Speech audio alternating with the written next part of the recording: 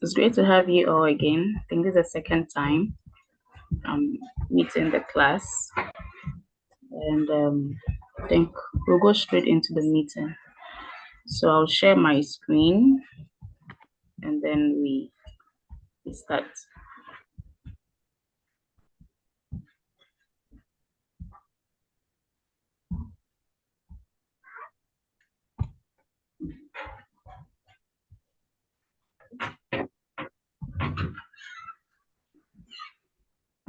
Can you confirm if my screen is visible?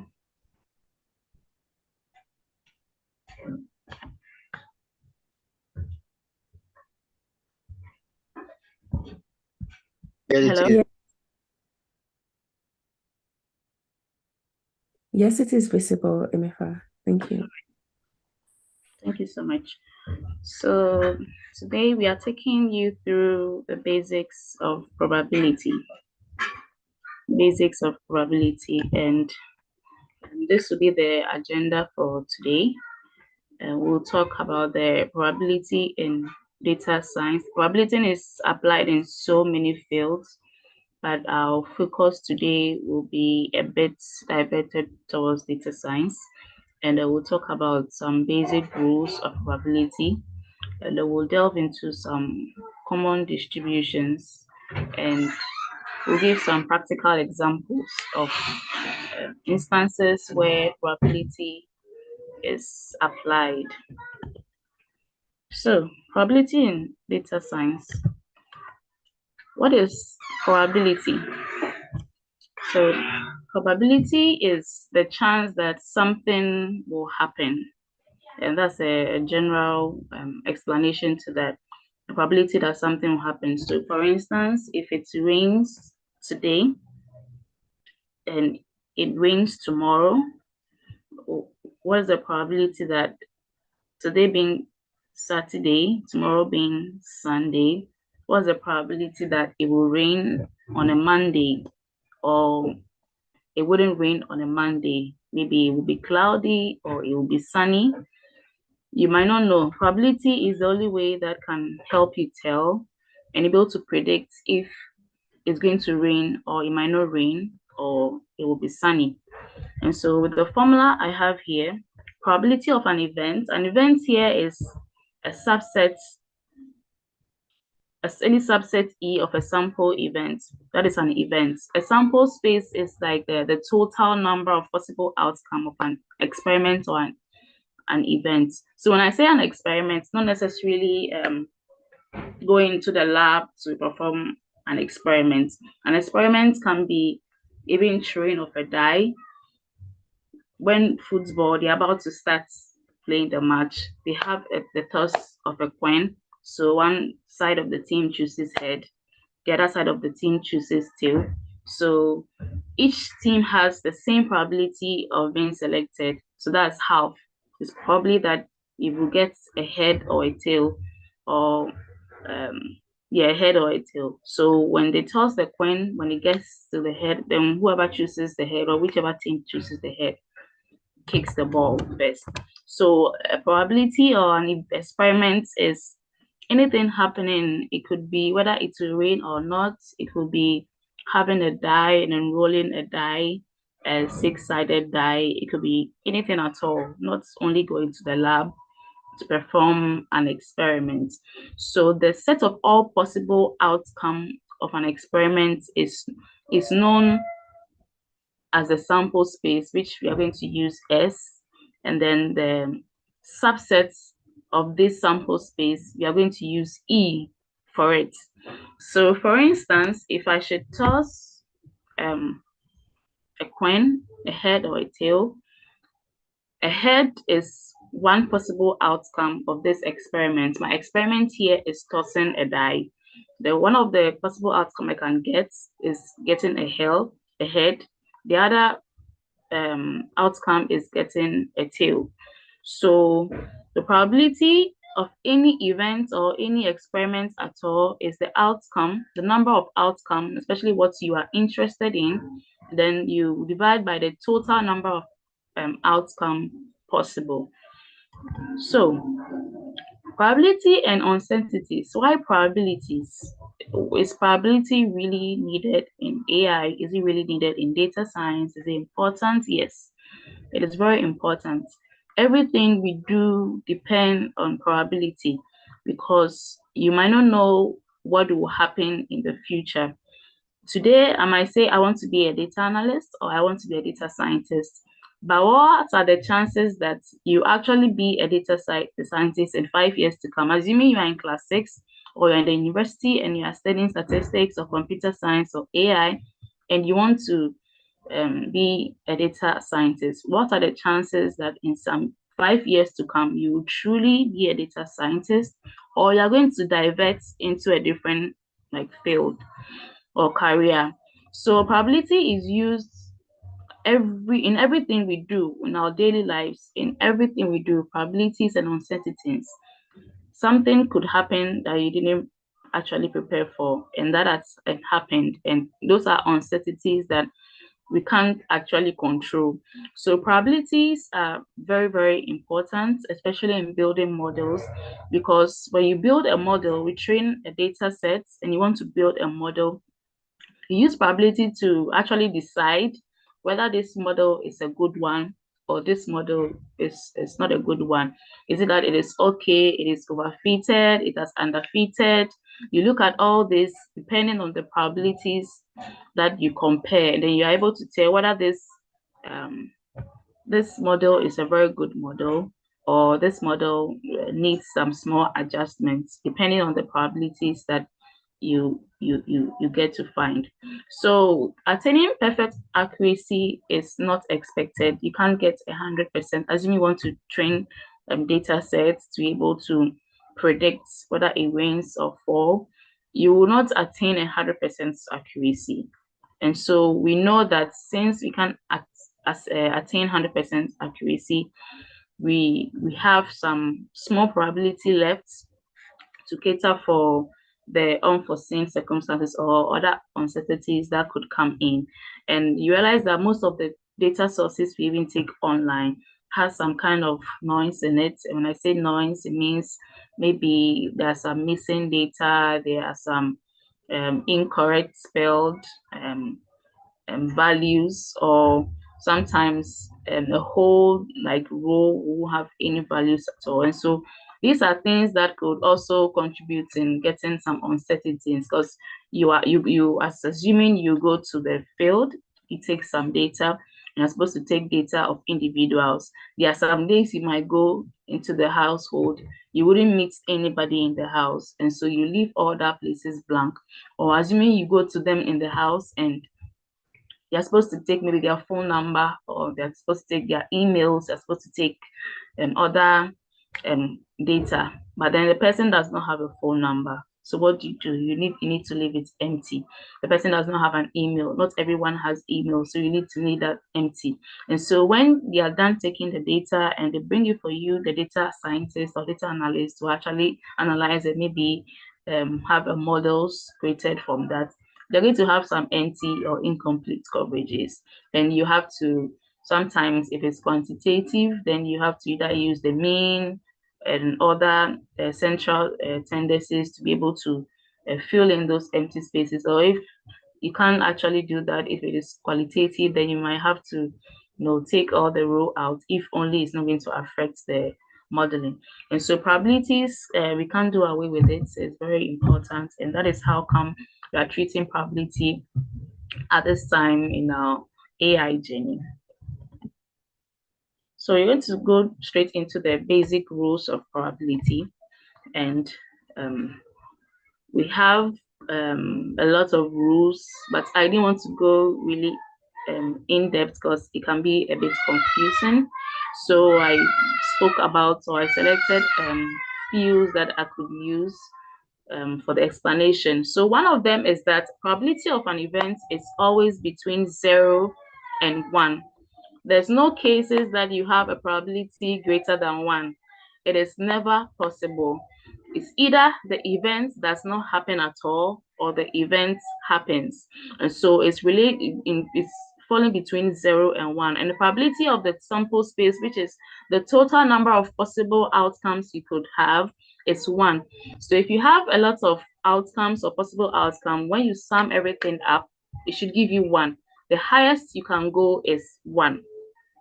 So that's also a basic rule of probability. So if you go and then you're performing an experiment, or you're having a model and you're getting probabilities above 1, then know that there's an error somewhere which needs to be fixed. And also, for any sequence of mutually exclusive events, when I say mutually exclusive events, it means events that can happen at the same time, 2 events happening at the same time. So when I say mutually exclusive events, E1, E2, the E3 to some En. And in that case, the 2 will be 0 and I cannot be equal to J. When I say I cannot be equal to J, assuming you want to label each event 1, 2, 3, I shouldn't be equal to 2. 2 shouldn't be equal to 3. So these 2 independent events shouldn't be the same. And so the probability of you joining, or the probability of each event, when you put them together, is the same as the sum. So you realize that probability of into bracket union 1 to some infinity of an event EI is the same as summing each probability from 1 to that event.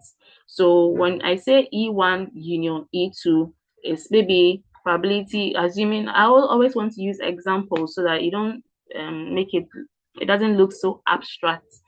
So I'm a science student and I read biology.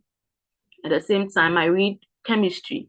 So it's the electives are there. As a science student, you have the choice to choose which electives you want to do. I'm interested in maybe biology and maybe chemistry. So I'll do biology, I'll do chemistry. We have physics classes there, we have elective maths and so on. Some students might not be comfortable with elective maths and they want to do maybe biology and elective maths. So for me, I'm doing I'm doing chemistry or I'm doing physics at the same time, but someone else is doing e-maths. So when you union them, I happen to be someone or a data point in chemistry union physics. So someone who does only chemistry and maybe doing e-maths, then that person will only be at e-maths and I will fall between the two because I'm doing 2 courses. So this is the same thing applied here. The probability of number of students doing both courses is the same as adding probabilities of each. Probability of chemistry, probability of e-maths, probability of physics. If they put all together, it's the same as the union of each of them. And so there's also one basic rule of probability. And the final one is E complement. When I say E complement, it's like not E. So if I'm reading data science and someone is reading, for instance, I can say data analytics. So if I have someone reading data science, then the complement of it is data analytics. And this is based on the assumption that maybe in that particular classroom, they are teaching only 2 courses, which is data analytics and data scientists. So those who are in data science class automatically are not in data analytics class. And so the complement of an event is 1 minus the probability of the other event. So probability of being in the data analytics class will be equal to 1 minus probability of being in the data science class. So this is also another brief basic rule of probability we all have to take note of. So this in-depth explanation into mutually exclusive versus independent events. And independent events are same as the mutually exclusive. So mutually exclusive indicate that 2 events cannot happen at the same time, which I initially explained. It can't happen at the same time. And then independent events or non-mutually exclusive is the probability that one event does not change based on the outcome of the other.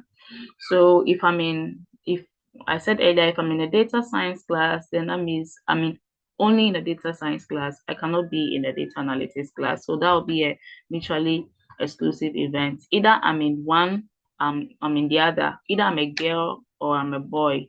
You can't be a girl and a boy at the same time. So these are events that there can't be any intersection. But however, non-mutually exclusive events, which are also independent events, are cases where you can be in one and also be in the other. So, as I said, if I'm assuming I'm a science student and I chose to be in a biology and chemistry class, then I fall in between this shaded area because I'm reading biology. Biology might be A, and then I'm reading chemistry. Chemistry is B. So I'm here. But however, in these cases, if the school or the university teaches only data science and data analytics, and you're supposed to choose between each of them, which of them you want to specialize in, then this is the case for A, being data analytics, or being in B, which is data scientist. There's no way you can have you can be in these two classes. It's impossible. You need to choose one, and that is it. And I'll talk about conditional probabilities and independence. For an event E and F, you can choose any alphabets for events. You can choose A, you can choose B, you can choose A subscript I, A subscript, anything. Just that you need to understand whatever you are denoting for that event, so that when you are using it in your proofs and in your calculations, it's not going to be confusing. So event E and event F, assuming we have two events E and F, the conditional probability of in, given that F has occurred, is denoted by probability of E. Then we have the I don't know what that sign means, but we call it, I don't know, I'm sure there's a different name for it, but this is E given F. E given F. So there are some cases where probabilities change, especially when there are cases that the two of them will happen together. So what's the probability that it has rained today? It will rain today, given that it rained yesterday. So these are conditional. One of the conditional depends on the other. It depends on the other. That means they are dependent. If they are not dependent, then it's going to be straight away. If you look at the second point, probability of E and F happening together is the individual probability of E multiplying the independent probability of F. But there are some cases that when you want to calculate the probability, it's depending on some factors. So if you use this formula, it might give you some errors. So you have to go ahead and use this formula. Probability of an event E happening based or dependent on an event F is equal to the joint probability of the two divided by the probability that is depending on over here.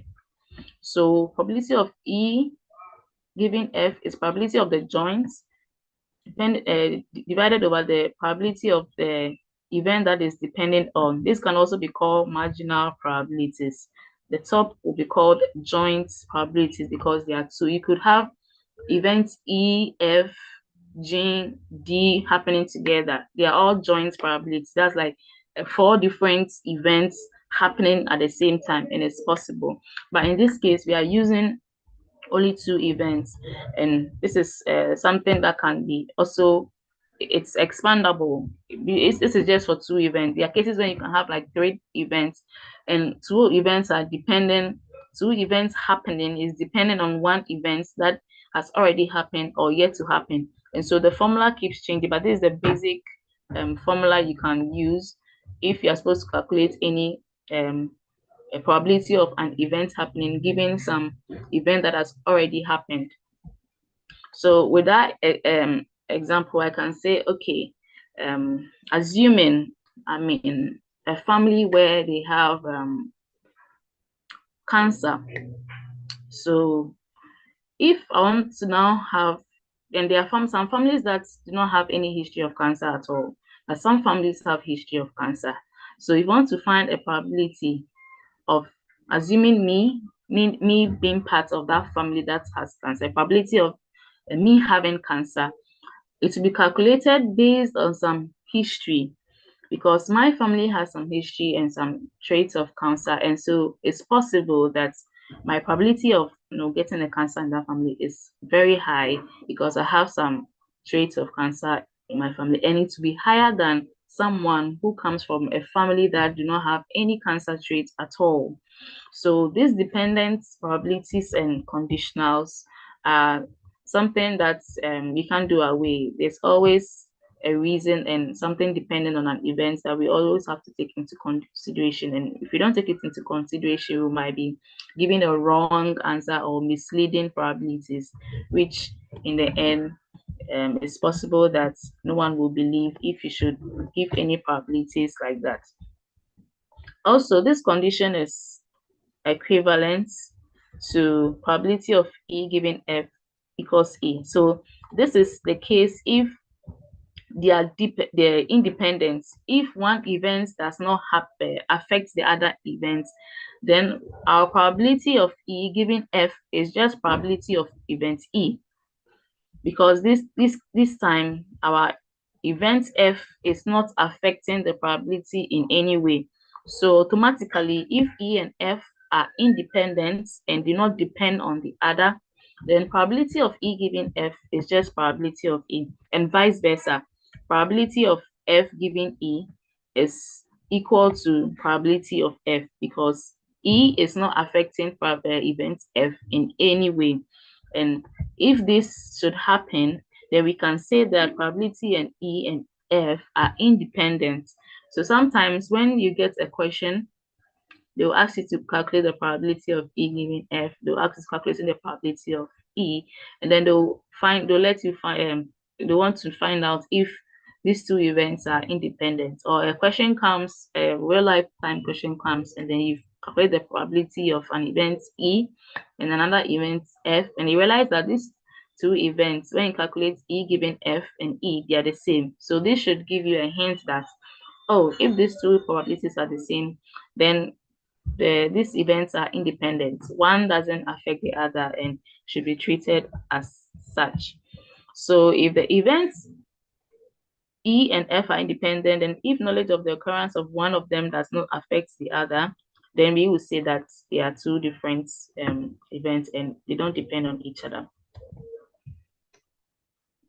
So now I want us to have a short quiz. This is just a theoretical approach to be able to let all of you have meanings into whatever models you are going to be creating or modeling. It will give you an insight into whatever you are doing. And so this is just a basics and a theoretical aspect to get you to understand what probability and how important probability is in modeling. So we'll have this short quiz, and we'll continue to the next session. So we are going to do this together.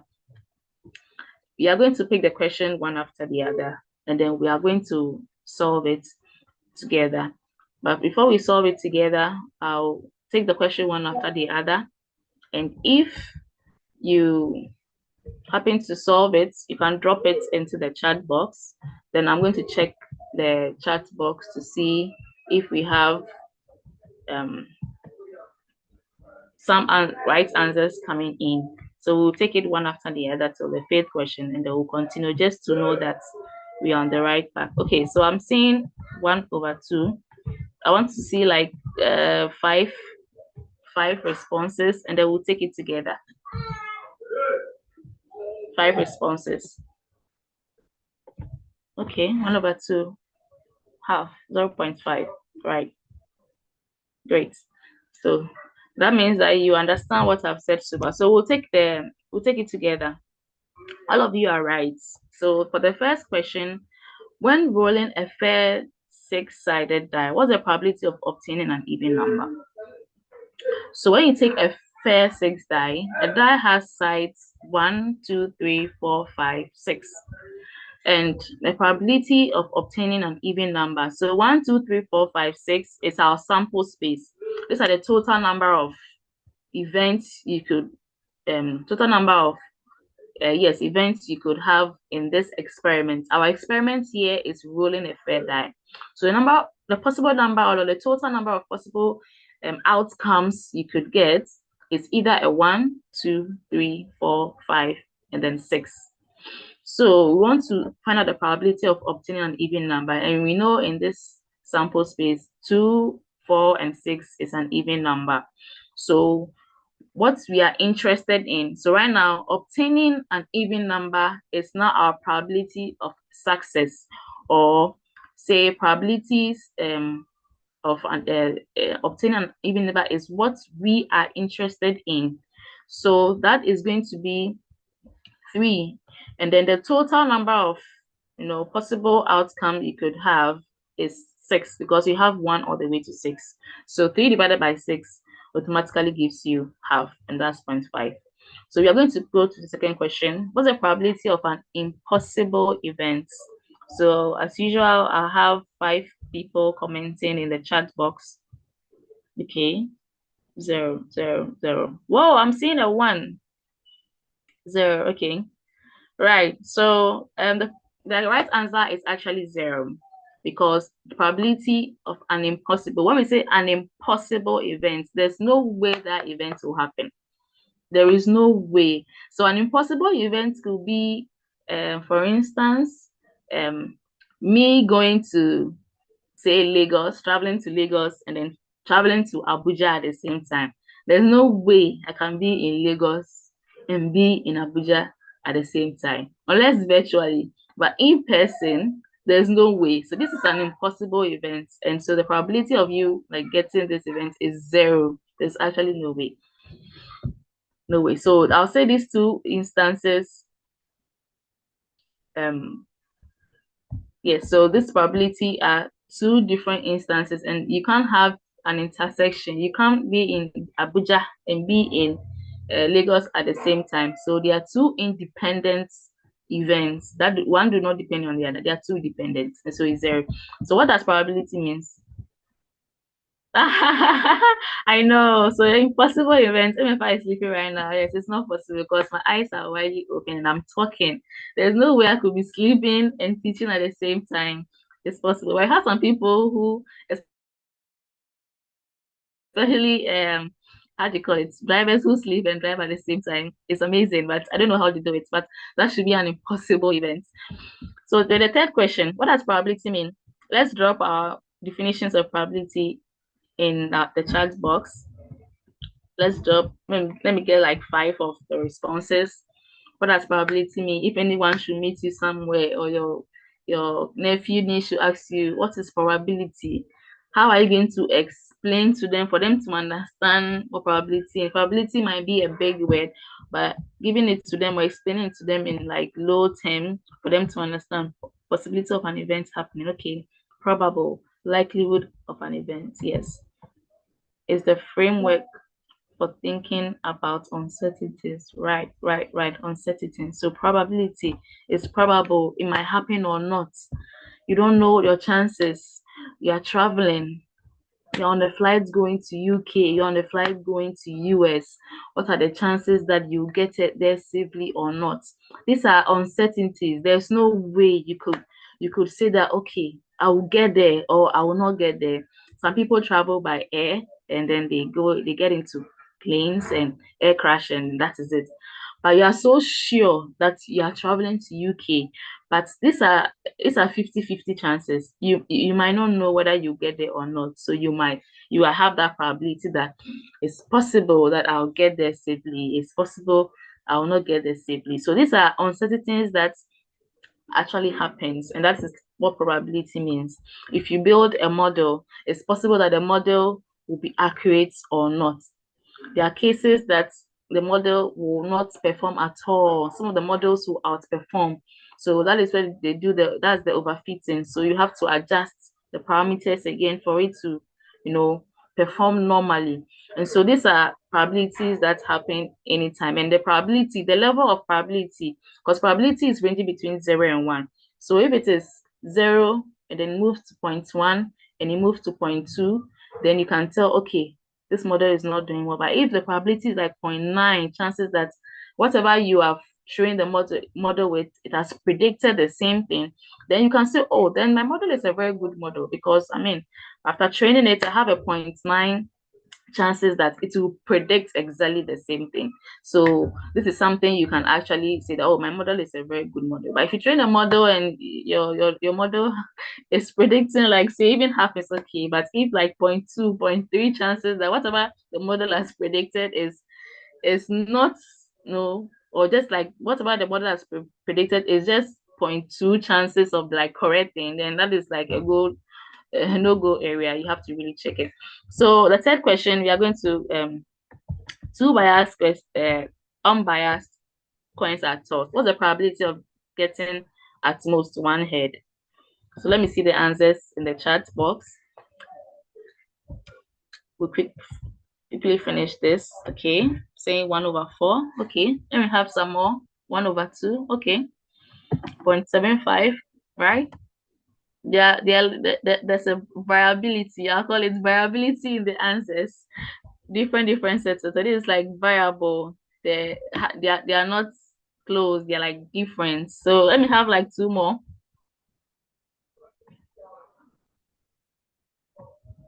We have half. We have 1/4. We have 0.75. Any more? 3/4. Okay, that's the same as 0.75. Great.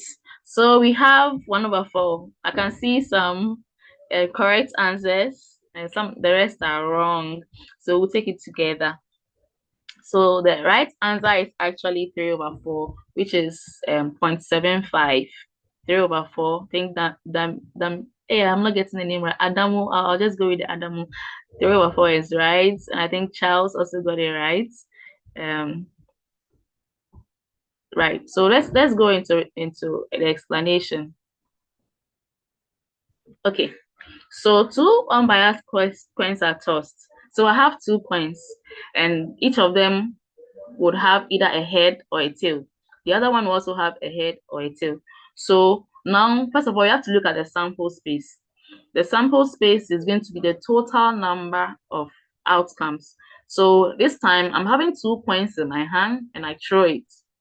So the possible outcome is that it's possible I can get a head and a head. It's possible I can get a head and then a tail. And it's possible I can get a tail and a head for 2 different coins. And it's also possible I can get all of them being tails.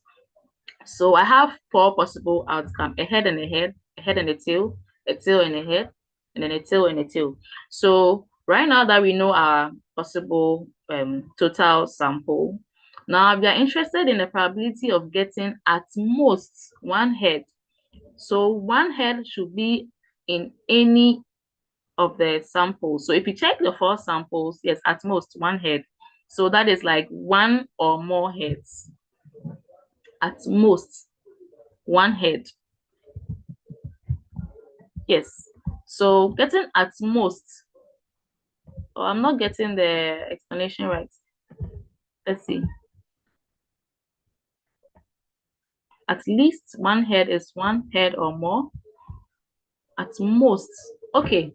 So at most is the vice versa right now. So the most you should get. Okay, if that's the case, then I'm going to say those who had the right answer shouldn't be one or less. Right. So at most one head. Okay. So that means those who selected half had it right. Yes. So Ario had it right. Elijah had it right. Oye Layo had it right. Cool. So at most one head is either a tail or a head in each of them. So you realize that head is present in head tail sample, and also present in tail head sample. So that's going to be 2/4. So 2/4 is going to give you Elijah says glory. So 2/4 is at half. So that's our right answer.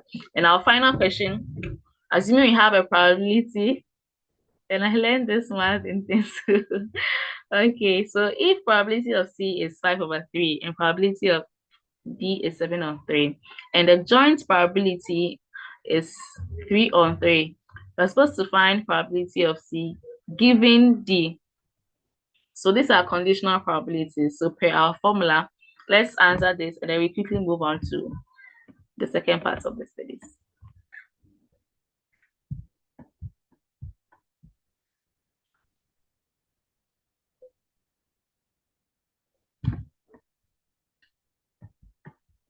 So let me see the answers flowing. About 5 answers, 2/13. Okay.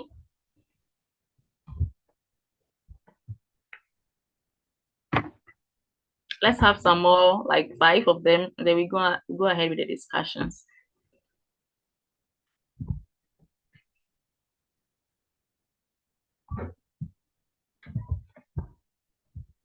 We have only one answer so far.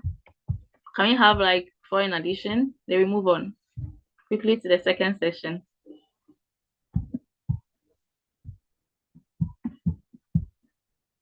Okay, our time is running fast, so we'll continue. So, probability of C is 5 on 13, and probability of D is 7 on 13. Okay, I'm seeing a 5 on 7. Probability of C given intersection D, which is like a joint, is 3 on 13. So you're supposed to evaluate probability of C given D. So you realize that in this case, these events are not independent. One is dependent on the other. These two events, one is depending on the other. So probability of C given D, I'm saying 3 or 7, right? So probability of C given D is equal to the joint probability, which is 3 on 13. And then I remember saying that when you have the joint probability is divided by the probability is depending on, which is this D right here. This D right here. So 3 on 13 divided by 7 on 13. So automatically then we have 3 on 7 then. So Akim is right. 3 on 7. Akim is right. So I hope you all understand the basics and some few basics of probabilities. How it's okay. I use C divide condition D times probability of D equals. And what did you get? In 4, TT has no head. In 4. Oh, you mean question 4? Yes, TT has no head. Yes, but our question says at most 1 head. At most 1 head. This is getting confusing now. So when we say at most 1 head, what does it really mean? I know at least 1 head means 1 head or more. So at most 1 head, maybe any of you can unmute and then explain to the class. Because if we get a definition right, then we can know what probability it is. At most, maximum. Oh, maximum. So which means that 0 is inclusive, having no head in. Okay, so that still comes back to my answer being 3 on 4. 3 on 4. Then those who had a half, you're taking it back. The correct answers go to 3 on 4. 3 on 4. So our probability with probability of having a TT, probability of having a HT, and the probability of having a TH, then divided by the total probability. So then we have 3 on 4, which is 0.75. 0.75. This one is purely English. If you understand the English, then we should find the probability. It's a formula way. Thank you so much for bringing it to my attention. Who brought it to my attention? Charles. Yes. Thank you, Charles, for bringing it to my attention. So our final answer still goes back to 3 on 4, having either a tail, a head, tail, or tail head, because we want at most 1. So either no head or one head. Right.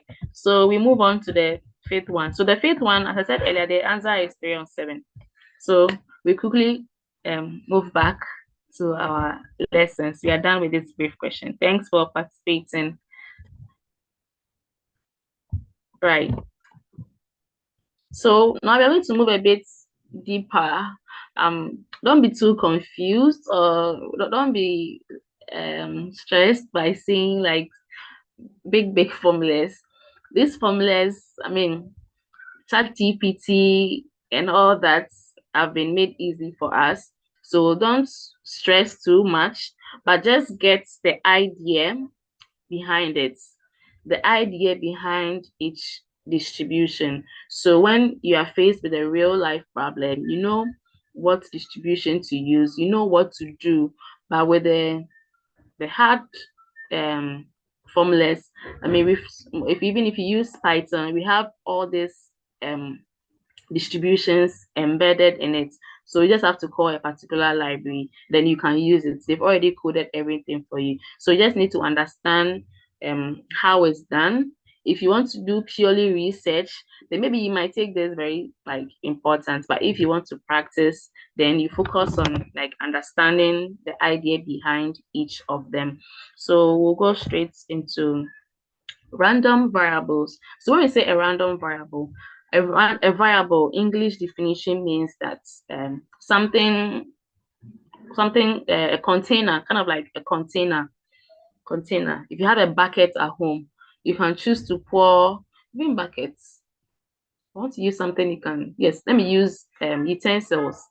So if you're cooking, you can choose to pour water in utensils today. You can choose to pour maybe food. You can cook food in that same utensil. The next day you might want to fry chicken and then pour in that utensil. So that utensil becomes a random variable. It's not fixed. Today it can hold water, tomorrow it can have chicken in it, tomorrow it can have fish in it. It's depending. The same utensil used to cook different types of food. So that utensil, I'll say, is a random variable because it's not fixed. It's not fixed. I'm tempted to say maybe a bathing bucket will contain only water because there's no way you go and bath with oil or bath with any concoction, but water. So if it is just water, then I can say that it's a fixed variable. But a random variable is something whose value is not yet known. It can change. It varies. It's something that changes like very quickly. So it's not fixed. And so to be able to understand what our distribution means, we have to talk about random variables to be able to understand the name behind it and why it is being used. So we have two types of random variables. The first one is a discrete random variables. These are random variables that take only discrete numbers. So countable possible number of values, possible events, maybe 1, 2, 3, 4, 5 events happening. Assuming you go to the roadside to pick a car, you can count the number of cars, passing in, let's say, in 1 minute, how many number of cars passes a particular junction in 1 minute. And so this time is countable. It's either no car, 0, 1, 2, 3 to some infinity. So if there are cases that they are the random variable involved are discrete, then we say that it possesses countable number of possible values. In there are cases also that is continuous. And so if it is continuous, then it also exists random variables whose set of possible values are uncountable. They are infinite. You can't count them 1, 2, 3, 4. It's continuous. For example, if you finding the weights of students or even the heights of students in class, when they stand on the weighing, whatever they call it, it can be 50.1. Tomorrow you can stand on it and it will be 50. In some 6 months, you go and check your weights, it has moved to maybe 60.3. The next time you check, it is 60.8. So those ones are not fixed. They are not discrete. There's no case you get like 50 on points and get 70. The same with height. If you check the height, today you can be this number of meters. the next day you go and it's something with points. So these are continuous random variables. So these are the two main types of random variables. So continuous random variables can take like decimals and all that, but discrete takes only like countable, which is 1, 2, 3, 4. Now you go straight into probability mass function, and for short we call it PMF, probability mass function. And probability mass function is for discrete random variables. When you hear probability mass function, the first thing that should come into your mind is this PMF takes only discrete random variable. It takes only 0, 1, 2 to some infinity. This random variable cannot take negative. It can't take decimals. No. Continuous variable can take negatives. It can take decimals because it's a continuous. Between 1 and 2, we have values between 1 and 2. Between -1 and 1, we have values between -1 and 1.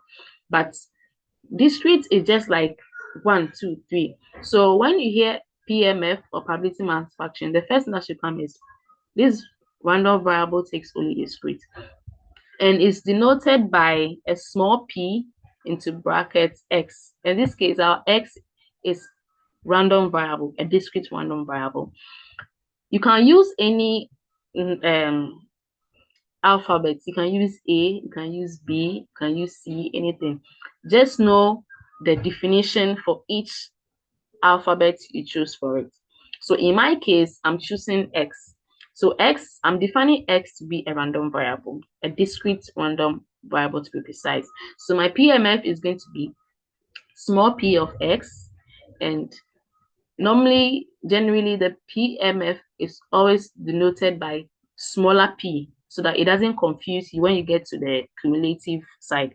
So smaller p is for PMF. And then this is the same as probability of X equal to 1x. These two things are the same thing. So the sum of all probabilities is equal to 1. So initially we talked about probability ranging between 0 and 1. If the event does not happen at all, then it is 0. If it happens, it is 1. So the sum of all probabilities should definitely be equal to 1. So when you sum over the values each PMF should have, you should get 1. And then we have expectation. Expectation is the same as the mean. So in high school, we're taught about the central tendencies. We have expectation, which is the same as the mean. We have the mode, we have a median, we have standard deviation, we have variance, and all that. So in this case, we are looking at expectation. So expectation is the mean. Something you expect something to happen. What's your expectation? So for instance, when you're about to have this class, you have an expectation. You have certain standards that you want to meet. So when you're done with the class, you want to, check yourself and check the class and, evaluate the class and find out, okay, were my expectations met or not? So that is what expectation comes in, and just like the mean. So the formula for that, I didn't do a lot of formula work because it can be a bit complicated. So expectation of X is the sum of, you're going to multiply X and that probability of the events. So this is the formula for it. So if that MF has values from 1 to infinity, then you're going to sum from 1 to infinity. And then if you pick it one after the other. So for instance, if you have values, say 1, 2, and 3. Okay, let me just use 1 and 2. So if I toss a die, or yes, I toss a die, or maybe I toss a die, that'll be 1/6 for each of the events happening. So we have 1, 2, 3, 4, 5, all the way to 6. So you want to find the mean of just one die being tossed, and that die being tossed is a probability that you might get that particular value. So that's the mean, the expectation that if I take this die right now and I toss it, the mean, or I should expect this number. It's an expectation. I should expect it. So if you want to calculate this, each probability has 1 on 6. So you're going to do, for the first one, 1 times 1 over 6. Then you go plus, then you pick 2. 2 times 1 over 6, then plus 3. 3 times 1 over 6. 1 over 6 is the same for each. So you're going to do that. So you get to the sixth one, 6 times 1 over 6. And then you sum all. When you sum all, that value is the expected value you should expect when you toss a coin, or toss a coin. Or in this case, we are using a die. So when you toss a die, and we also have the variance. And the variance, we have expectation of s squared minus the mean all squared. So note, these are two different things, the s squared and the mean all squared. So the same way we have x, and x is reflecting here as x. When you want to do x squared, you have to also put x squared here. This time it should have a 2 here. The 2 will be here. So for instance, if I want to find the variance, first of all, I have to find the expectation s squared first. Then when I've already found the mean, I can just do that all squared. So if I want to use the same example, then I'm going to do 1 squared times 1 over 6. Then I'll move plus 2 squared times 1 over 6. Then 3 squared times 1 over 6, all the way to the sixth one, 6, the sixth one squared times 1 over 6. And that will give me my expectation of x squared. Then now I now plug it in here and then find my variance. And the standard deviation is the square root of variance. So some examples of cases where you can do PMF is the Bernoulli distribution, binomial distribution, Poisson distribution. We have geometric distributions. There are a lots of them. And these are distributions that have been discovered so many years ago. They look at the situation of a particular event and they're able to monitor and see that, okay, this particular event, this is how it behaves. And then those who brought this idea, they named it after themselves. So if you're able to come up right now as we are here, ChatGPT was not even here so many years ago. But if you're able to come up with a new distribution, you can also name it by yourself, provided it's legible and is approved. Then we can also start using it. Instead of you starting from scratch, we just go straight into using your distribution. So these are distributions that some people over the year have researched, and they've realized that this is how each of them works, and it has been in use for so many years. And so we'll take each of them. I didn't talk about all, I just talked about 3 or 4 for each distribution. So these are just examples of some of the distributions for PMF. So anytime I say PMF, what should come into your mind is probability mass function, and it's for discrete random variables. We'll move into probability density function. When we say probability density function, or PDF, what should come into your mind is continuous random variables. So we are going to define the PDF as f of x, and it's the same as p of x equals x. It's the same thing. We are choosing, you can use any alphabet. Bear in mind, you can use any alphabet. If only you understand what it means, you are good to go.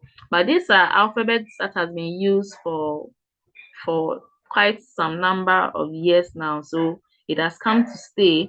But if you want to choose your own alphabet and use, please go ahead. If that will make you understand better, go ahead and then use it. So we are using F to denote anything PDF. We are using P to denote anything PMF. So in this case, f of x, we are using that for PDFs. And also you realize that we said in our basic rules of probability that it should fall between 0 and 1. And if you sum the sample space, you're supposed to get 1.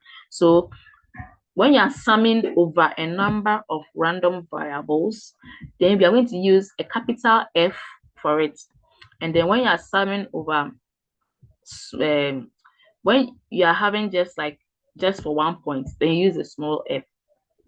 So in this case, we are summing from -infinity to infinity. of a probability f of x, and then you should get 1 because that's the maximum you can get.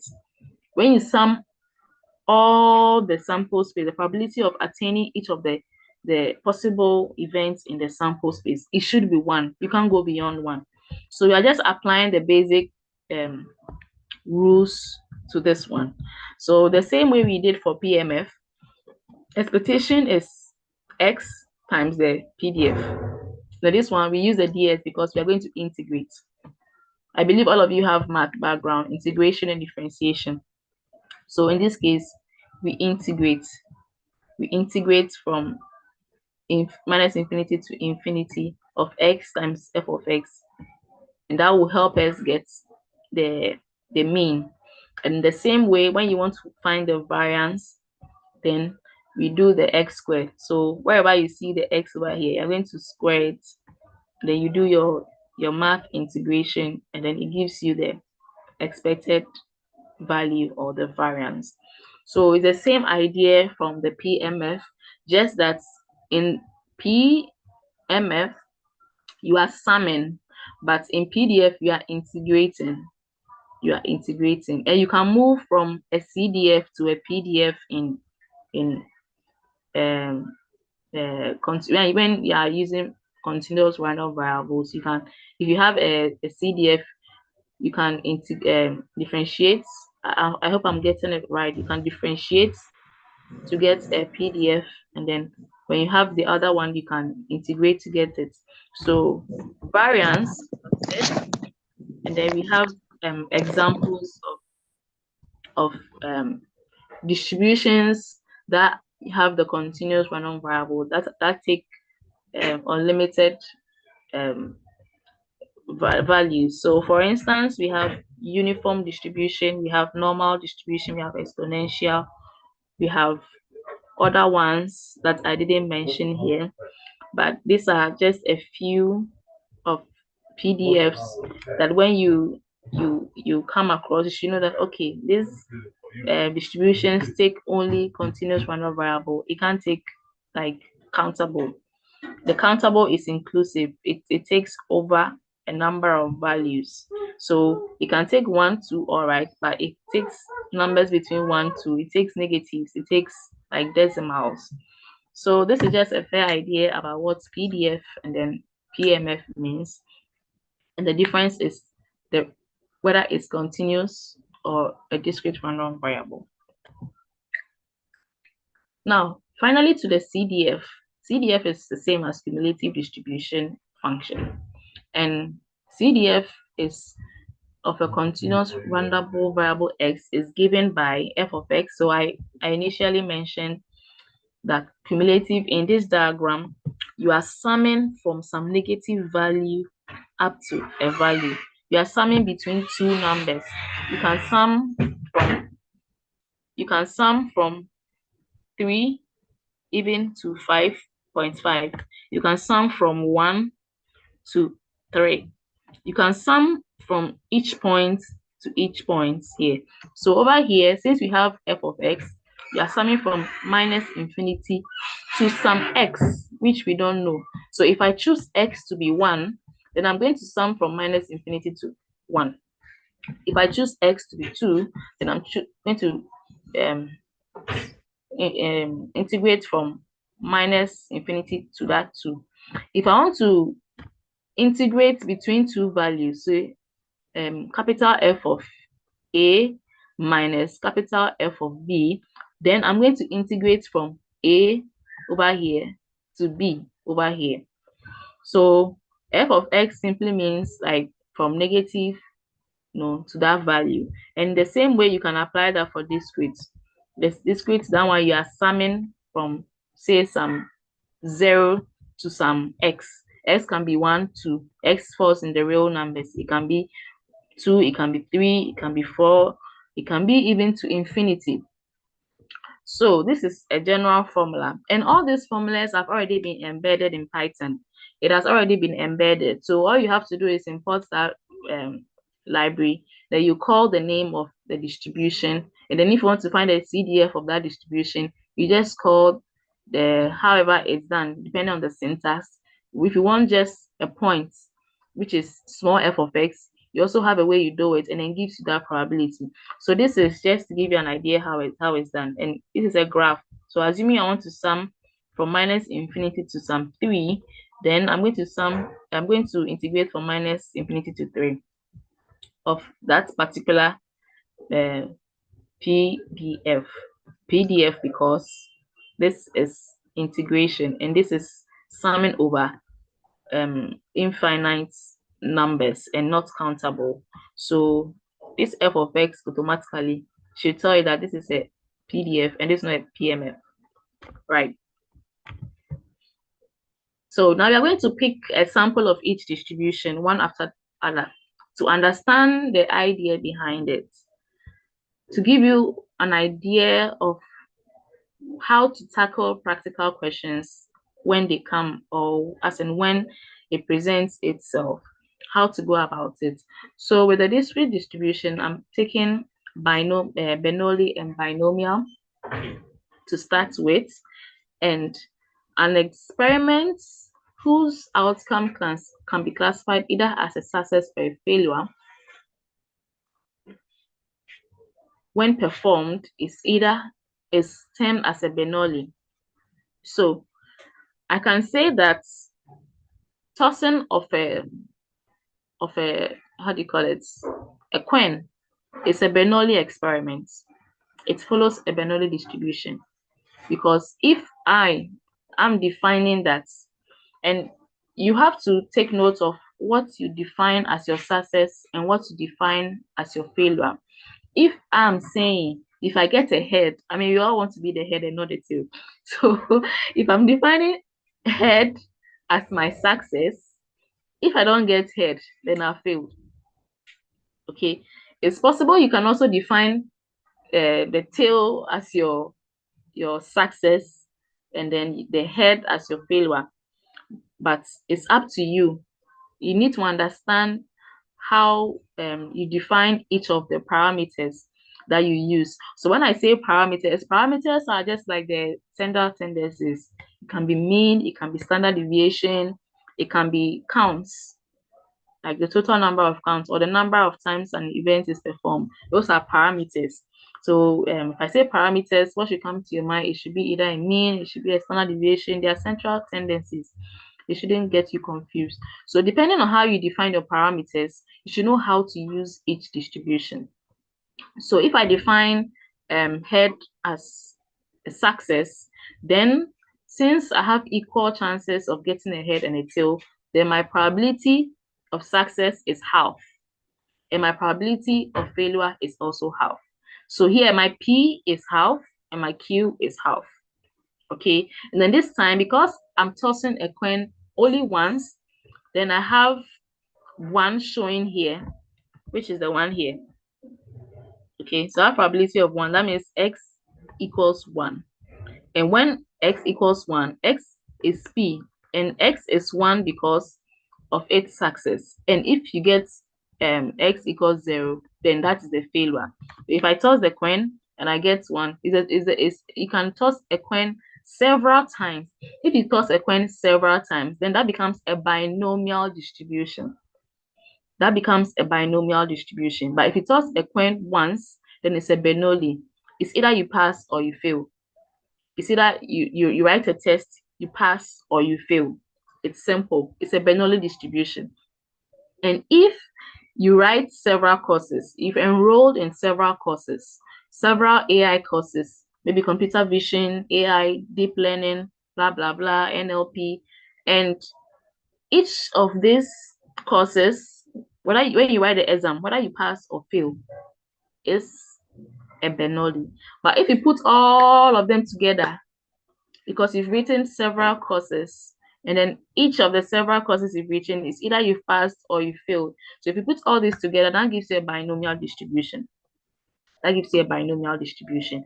So X actually counts the number of successes here. And since Bernoulli is performed just 1, then we are going to say that it's a x equals 1, then that is a success. And when it is 0, it's a failure. So for Bernoulli, our probability of having a success is P, And then our probability of failure is 1 minus P, which can also be denoted as Q. So as I explained to the binomial have parameters N and P. And N and P simply means the number of times that experiment is performed. So if you enrolled in 5 courses, then your N now becomes 5, because if you enrolled in 5 different courses, independent courses, they are not intertwined. You can't have the two at the same time. Independent courses, then now N becomes your 5, and then your P becomes your half, because it's either you pass or you fail. It's either you travel or you don't travel. You japa or you know japa. You can't have in between. So it's either a fail or a success. So this is the PDF for binomial. It is similar to Bernoulli. If I take n combination I out, n combination I, this time I'm choosing I instead of x. So don't be confused. I can still put x here and represent this I by x, and represent this I by x, and represent this I by x, and change this possible values you can take by x, and it's just the same thing as this. So if I put one combination 1 and I put one combination 0, it's still 1. So automatically you realize that the PMF for Bernoulli will just be P and then 1 minus P, and then 1 minus P all the to the power 1 minus I. So wherever you see N over here, if you put 1 inside this, you get a Bernoulli distribution. If you perform it a number of times, you get a binomial distribution. And the expectation, this has been proved. It's a long proof to get here, but you're not interested in the proof. So just keep in mind that if you have any practical example looking like a binomial distribution, then the expectation is the number of times you performed that experiment times the probability of success. And the variance is NP 1 minus P. 1 minus P is the same as Q. So it can be NPQ. So that's the variance. So we will take some practical questions to get to understand more. We'll move to discrete distributions, different distribution called Poisson. This Poisson distribution has this PMF looking like this. This is exponential to the power minus lambda x over x factorial. This distribution takes values from 0 to infinity. So here our parameter is lambda. If our parameter is a, we're going to change all this lambda to a. If it is b, we'll change all this lambda to b. So if you are saying Poisson is parameter b, we will come and change it here. Okay, so the idea behind this is modeling the number of times an event happen over a period number of over a given time. Okay, so for instance, if I go to the bus stop and I'm counting the number of times, I give myself 10 minutes. So at each 10 minutes, I count the number of times a car will come and pass. Each 10 minutes, I count the number of times a car will come and pass. This is a typical Poisson distribution. It focuses on counting the number of times an event will happen in a particular period of time, general for any case. So this practical example here is seeing the number of customers entering a post office on a given day. You can be a number of customers entering a bank. So you can go and sit at the bank. You check, okay, from 8 a.m. to 9. You want to see the number of people that enter the bank. You want to check from 9 to 10. How many people enter the bank? You do that to like maybe 4 to 5 in the evening. So now you can even use this to tell the rush hour, the time that when you get to the bank, stop. You go and keep long over there. Depending on the number of people who enter there and the number of time they wait. The waiting time is even another distribution. We'll get there. That will be the exponential distribution.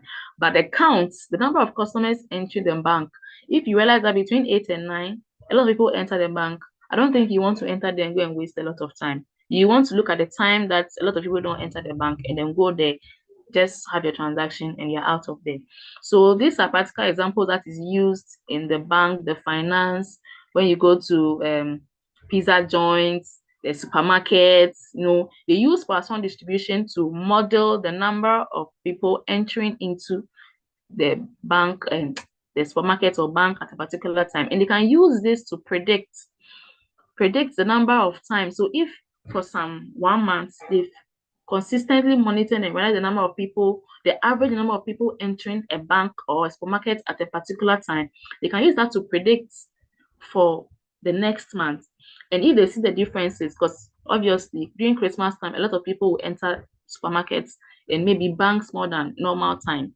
So they can use that to predict different seasons and times of the day. And that will give you an idea of how and what time you want to enter the bank to reduce the number of people you go and meet there. So if you hear anything like that, that is a typical Poisson distribution. Now with the geometric distribution, this is the PMF, sorry, for this geometric distribution. And 1 minus P is a failure and P is a success. If you do the proof is going to give you 1 over P. And this proof starts from that formula I gave you. You sum over 0 to infinity. Then you're going to pick 1. If you pick 0, 0 times. Then you come and put this PMF there. Then you put the value of 0 inside plus 1. That's the formula they use to achieve this. You can try it in your free time. And then they use that same formula that I gave earlier for variance to get this. So this one is the number of events happening until otherwise. So suppose that independent trials, each having a probability P, P is between 0 and 1, obviously, and of being a success. And this success is performed until a success occurs.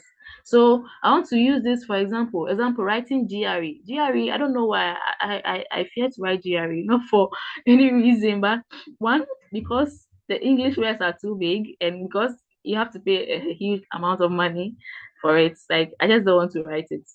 I always dodge anything GRE, but it's something I have to overcome. So assuming you're writing GRE, you failed several times. You are failed. You write and you fail in quotes. It's not okay. Let me not use failure. Let me use success. If I use success, it will not sync well. Let me use failure in quotes. You failed several times, and finally you wrote it and you passed. You can see that you can say that it's a geometric distribution. Okay, you have written a lot of courses, maybe university courses. First semester you've passed all your courses, you've passed. Second semester, same, until one particular semester you failed. That is a purely geometric distribution.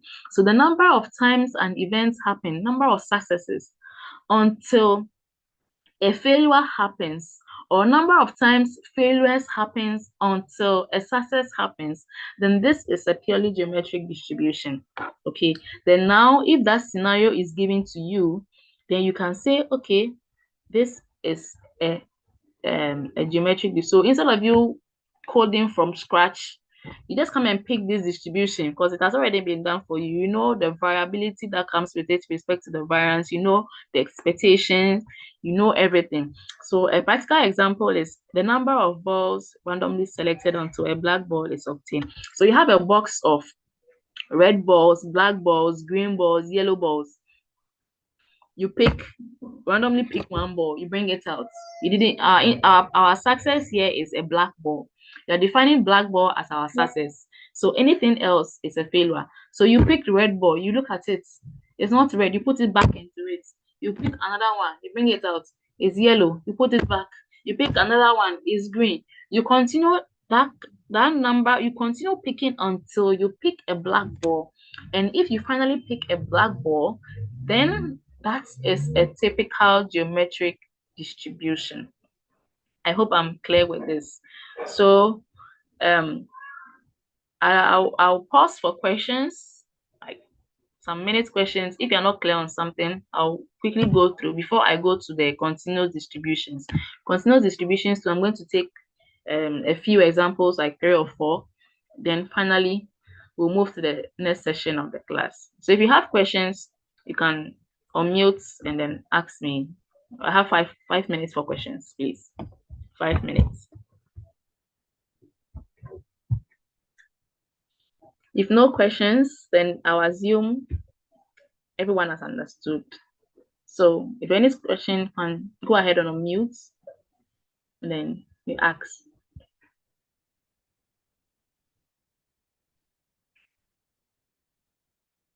Okay, no questions. So I'm going to assume everyone understands what I've said from Bernoulli. We have a lot of distribution. Okay, someone raised his hand. So someone, you can go ahead and unmute and talk and ask the question. Good morning. Hi, good morning.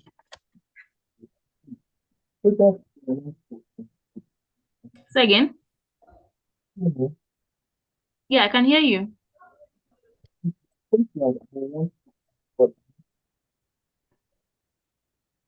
I can hardly hear you. Or maybe yes.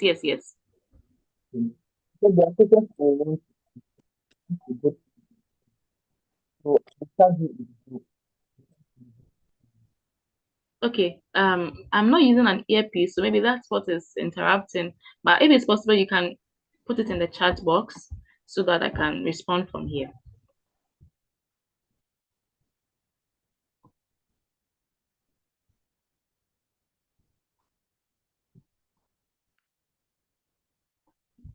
Does geometric distribution have a way to cope? That's first failure hits hard. I know. So with this one, I'm now seeing them. But if you write for the first time, if our interest is in passing, and then you write for the first time and you pass, yes, it's also a geometric distribution. It is also classified as a geometric distribution. The first failure hits hard. So same as the first time, it is perspective. Okay. So Samuel, if you have your question, you can drop it here, and then I see if I can reply. My earpiece is faulty, so I can hardly hear you. Samuel, can you hear me? Yes, I can hear you. I will drop it at the Discord channel. Oh, I don't have, okay, but I can hear you clearly now, so you can talk. Yeah, I said I have to go through the slide again because the whole thing seems clumsy now to me. So I have to go through it, then I'll tag you in the Discord channel. Yes, so don't focus too much on the formula. As I said earlier, unless of course you want to go purely into research, then you have to actually learn this formula because you need it. But if you want to practice, just understand the concept behind it, and then you should be fine. Because these formulas have already been coded, and you can use in Python, you can use in R already. So just understand the concept. But when you are done, you can go back and then read if you really want to understand the theological aspect of it. Okay, is that fine? Yeah, Samuel? it's Yeah. fine. I hope you understand the reasons, like in each particular case, what you should apply.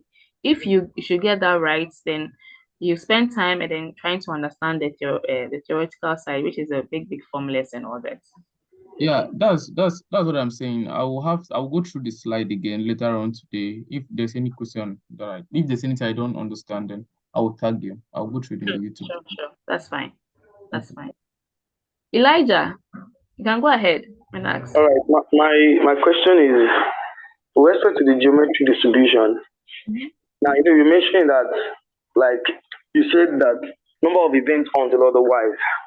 Now, if for instance you mentioned the issue, maybe the blackboard you mentioned now that's what we're looking for. Is a focus on the number of times you're able to get the failure event before the success. Is that the focus of geometric distribution? Like the Yes. number of times. Just the fact that I just want to get the black balls. That's or is it the focus on the black ball? The number of times you get there.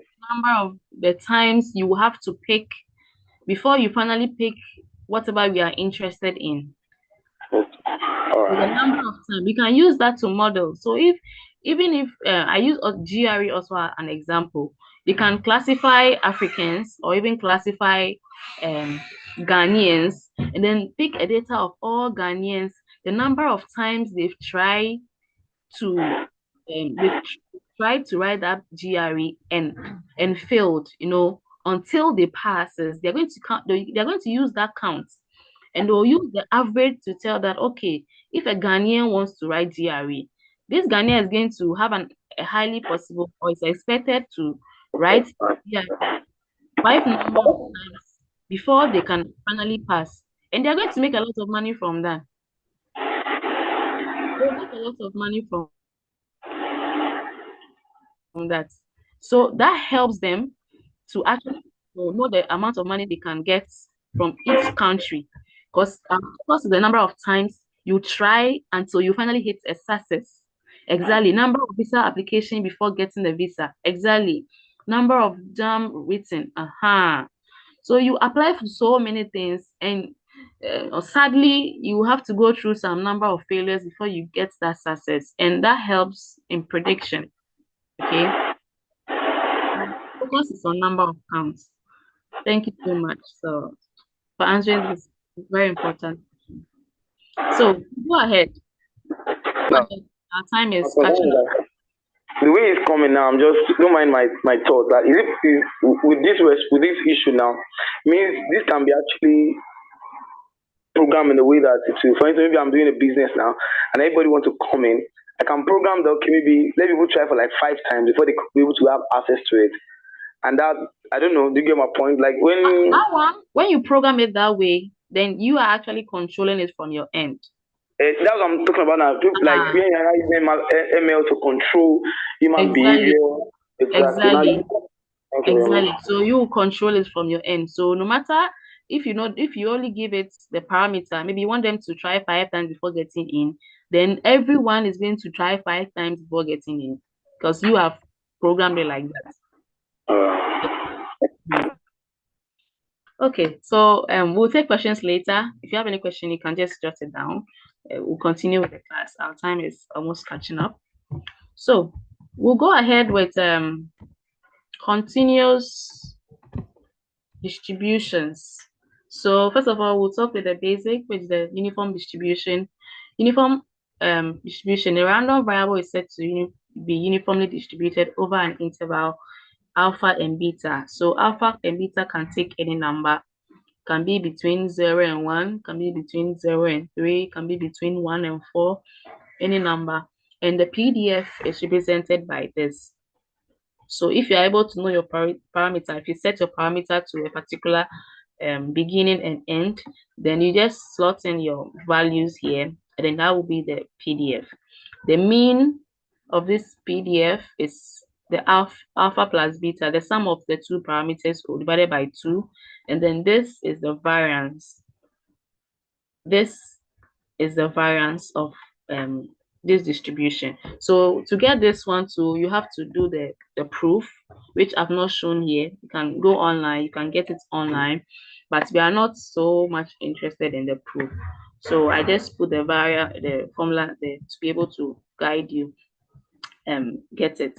And so in practical situations where you can do this or apply this is randomly, sharing a group uniform. There's no bias. It must not be biased. So if I'm sharing a group 1 and 2, I can write A, B a number of times and just put it down for everybody to pick. Everyone has equal chances of selection. Everyone has equal chances of selection. And then pair whatever you select, you automatically group into either group A or group B. So this is a example, very simple example of continuous uniform distribution, which is a continuous random variable. So I was asking a question there, what do you think the CDF of this PDF will be? If you want to find a CDF of a PDF, you integrate. If you have a CDF and then you want to go back to PDF, you differentiate. So anyone can drop the answer in the chat box. What do you think this CDF will be? Differentiating from alpha to beta of 1 over b minus alpha. This will be for the math students. Those who like math can briefly drop what you think the CDF of this will be. Then we go on to the other session. I should get 1 response or 2, that should be fine. If not, I can just say the answer, explain the reason behind, and then we go ahead.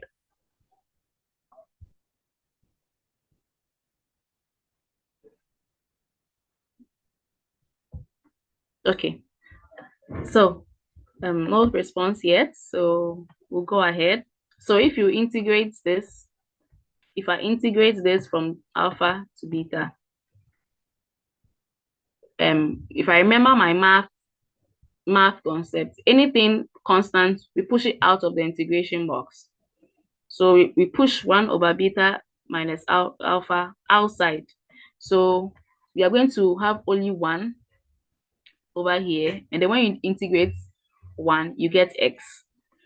So then if I'm going to slot from alpha to beta, then that's going to be beta minus alpha. So then I'll have x over beta minus alpha being our CDF. So the CDF of this PDF is going to be, instead of 1 here, we'll have an x over here, an x over here, divided by beta minus alpha. Okay, we'll continue with the next distribution. So this is a normal distribution. This is a PDF of a normal distribution. It has a very nice formula, a bit confusing. I don't focus on the formula yet, because most of the time we use the standardized normal distribution. So that makes the formula a bit easier. But this is a normally distributed random variable with parameters mu and then sigma squared. Sigma squared means your variance, and then mean means your expectation or your mean. Okay, so all this you see over here is the variance, it's a formula work, and then the mean. This is how the PDF looks like. So as I said here, the expectation is mu, and the variance is sigma squared. So if x is normally distributed with parameter mu and sigma, then x minus mu divided by sigma is normally distributed with parameters 0 and 1. So the 0 and 1, as I said earlier, that you want to standardize it. If you want to standardize it, and that is what we use most of the time, because we have a z table that you convert all your x value to a z, and there's a formula for calculating that. So you use that to calculate the standardized version of it, and then you're able to read easily on the table. If you go online and you type z table, you have a feel about it. You see how it looks like, and then you apply it. So let me give you a brief reason why we want to use a normal distribution. A normal distribution is very key. We use that mainly and a lot of times when modeling and training our models. Okay, most of the assumption you need to be able to how do I put it? Assumptions you have to meet before you can actually use a particular distribution or apply a particular set of distribution is for the fact that it needs to meet a normal distribution. It needs to be normally distributed. The errors needs to be normally distributed. So with this, normally normal distribution comes to play when normal distribution is a bell-shaped. Okay, we can have it skewed to the left or right, but normally naturally it comes as a bell shape. And sometimes when you model, you train your models, and then you want to compare the predicted value to the actual value, assuming you are modeling let's say you want to predict prices of items. Okay, you have to make sure that the error you get should be normally distributed, and normally distributed in the sense that the error, which is the residual, residual is the difference between the actual value and the predicted value. So when you train the model, then you have your training sets and your test sets and all that. You compare to see if whatever you've predicted is what is having as the actual. So you have a different column for your predicted value and you compare to the actual, you find the difference between them. You have to make sure that the difference between them is normally distributed is a condition you have to meet. So if that error is normally distributed, then you can go ahead with your model, because the errors that you got are normally distributed, and normally distribution is key. You can't have everything like you can't get everything 100%. You can't get everything accurate 100%. So when it's normally distributed, it's something we can take into consideration. And so this is one of the cases you can use a normal distribution, the difference between the estimated value or the predicted value and the actual value. This is also used in chi-square. Chi-square also compares the estimated value and the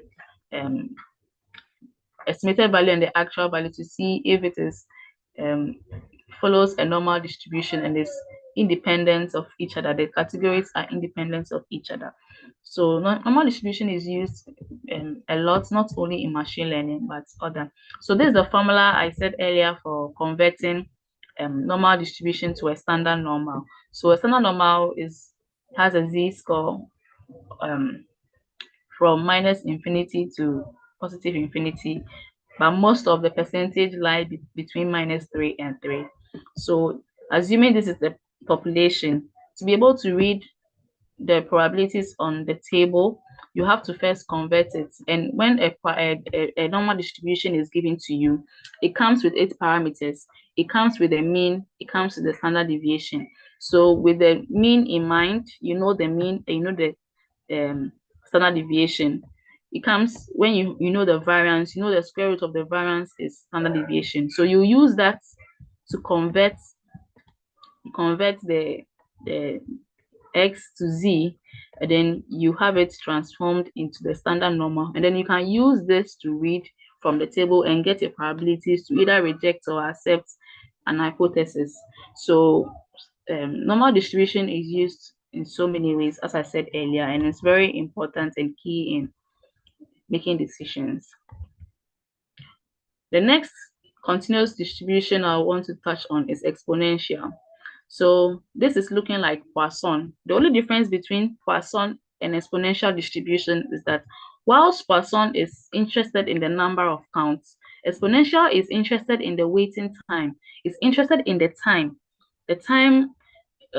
that one has to wait, or the number of time that one will have to, continue to observe something before it actually hits a success. Okay, so the main difference between exponential and Poisson is Poisson is interested in counts, as our brother asked earlier. The counts is the number of times you have to do something to achieve a success. But in this time, exponential, we are interested in the waiting time. Okay, the waiting time, and this is how the PDF is looking like.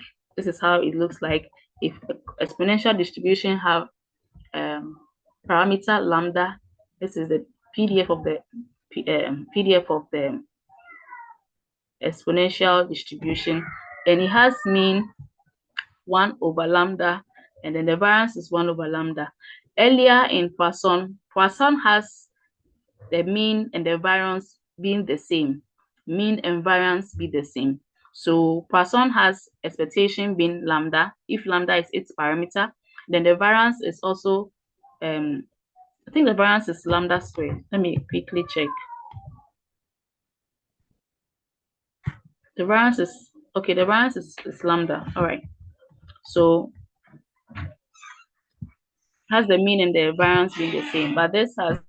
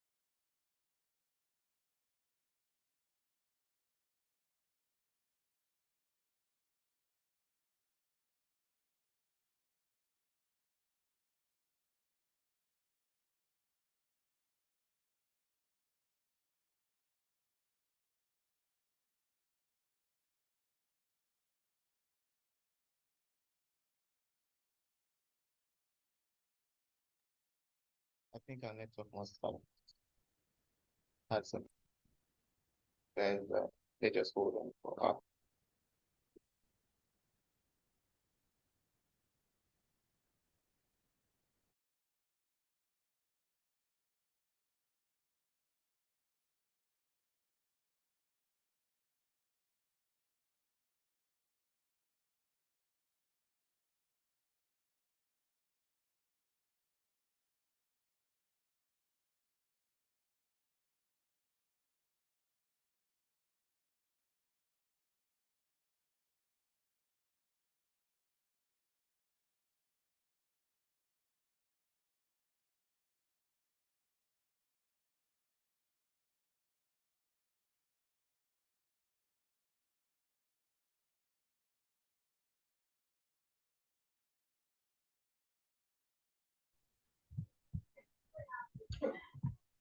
Hello, it looks like I lost, the internet went off.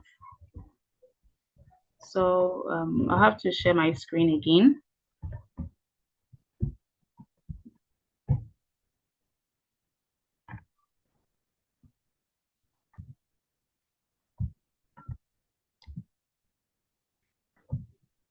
Hello, can anyone hear me?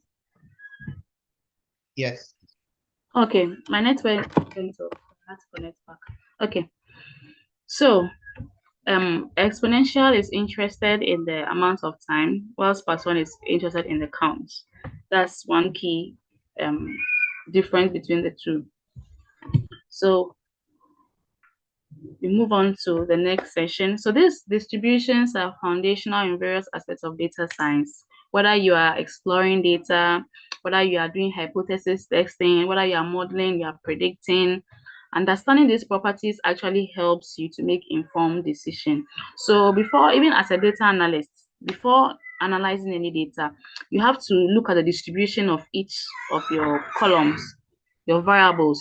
Look at how each of the points are distributed. If all of it are normally distributed, then you can go ahead with your analysis. Else, you might have to fine tune to be able to reach a normally distributed,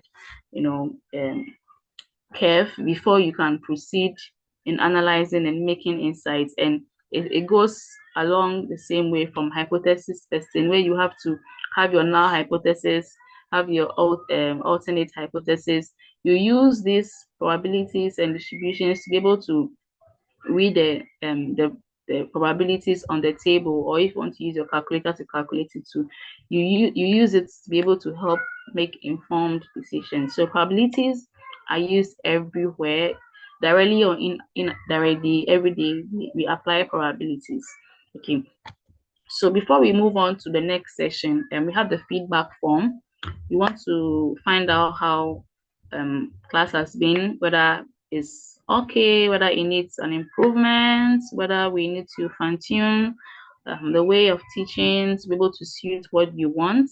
So this time I want to give you some few minutes to click on this link. I'm sure it will be shared in the chat. What's the probability of our teacher's network getting bad again? I know. So these are all probabilities, uncertainties. I didn't plan this and it happened. So we have to figure out some level of uncertainties into everything we do. Always have a plan B, C, D. So if any should come up, you know what to do. So our attendance form and also our feedback form has been placed in our chat box. So I'll give you like 5 minutes to just go in there. Let's have your feedback so far, and we'll use that to better the next session so that you can have a very seamless and enjoy your sessions. So 5 minutes is 10:40. 5 minutes to fill the forms, and then we'll continue.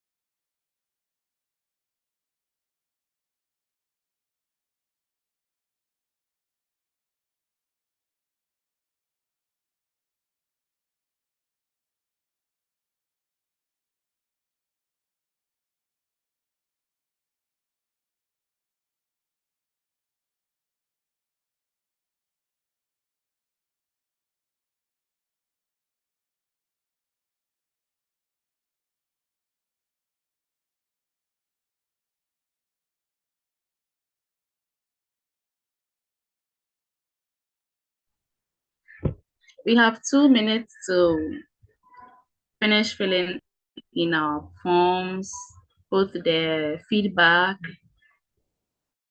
and attendance.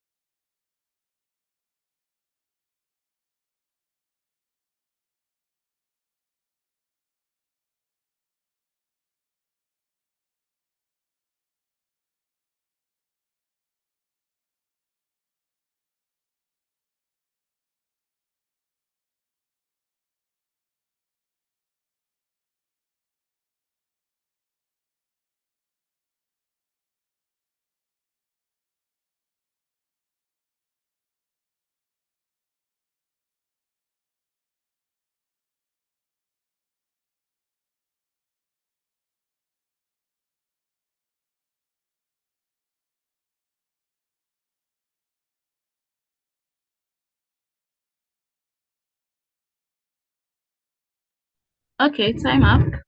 I believe each one of you have filled both forms.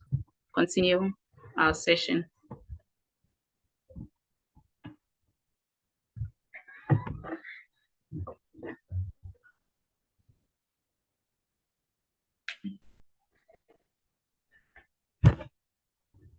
Can you all hear me?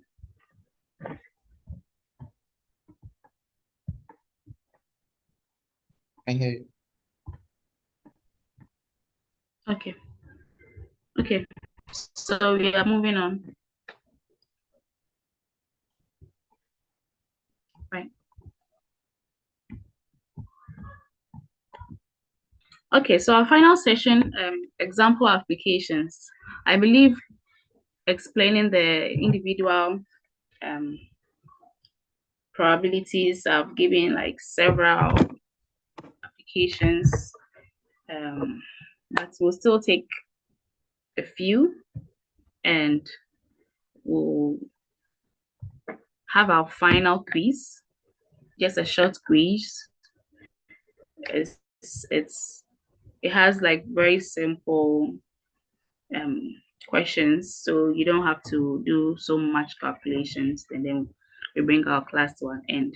So example application. So for instance, with the normal distribution, I think I mentioned this earlier, predicting house prices, unilinear regression, modeling and tool, if I may say. So with this one, if you have you want to predict house prices, okay? So house prices here, automatically we can say they are continuous random variables, and linear regression actually comes with, it has a particular formula that you put a lot of factors. Maybe you want to consider the location of the building, you want to consider um, the area the building is located in, the shops that are around it.